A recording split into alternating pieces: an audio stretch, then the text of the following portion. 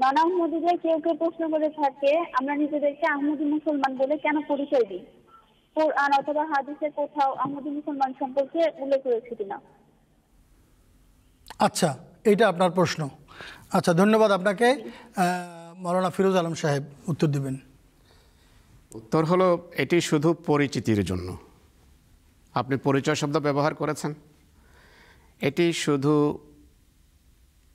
পার্থক্য সূচক একটা শব্দ, নতুবা আমরা সত্যিকার অর্থে হযরত মুহাম্মদ সাল্লাল্লাহু আলাইহি ওয়াসাল্লামের উম্মত, আমরা মুসলমান। আমরা শতভাগ পবিত্র কোরআনে বিশ্বাস করি।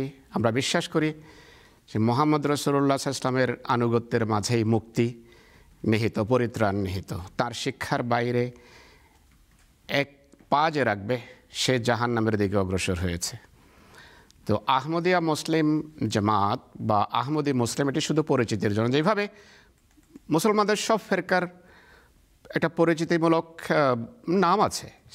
শিয়া কেন বলেন, সুন্নি নাম কেন রাখা হয়, ওয়াহাবি, দেওবন্দি, এইভাবে ৭৩টা দল আছে। তো এটা শুধু পরিচিতিমূলক। তবে অন্যদের নাম যা তারা অবলম্বন করেছে, সেই নামগুলো তাদের নিজস্ব গড়া, নিজস্ব বানানো, দল হিসেবে নিজেদের বাহুবল দেখানোর জন্য।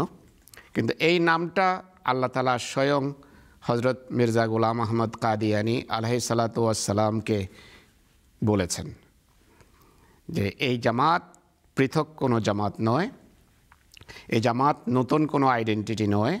এই জামাত হযরত মুহাম্মদ রাসূলুল্লাহর যে দ্বিতীয় নাম আছে আহমদ, সেই আহমদ নামের পরিচায়ক। সেই আহমদ নাম অনুসারে এই জামাতের নাম আদমশুমারির সময় আহমদিয়া মুসলিম জামাত রাখা হয়েছে। অন্য কোনো কারণ নেই। আমরা মুসলমান এবং এতেই আমরা মনে করি যে আমাদের মুক্তি নিহিত। আমরা বিশ্বাস করি আমাদের মুক্তি মুহাম্মদ সাল্লাল্লাহু আলাইহি ওয়াসাল্লামের গোলামি, তার দাসত্ব এবং তার আনুগত্যের মাঝে নিহিত।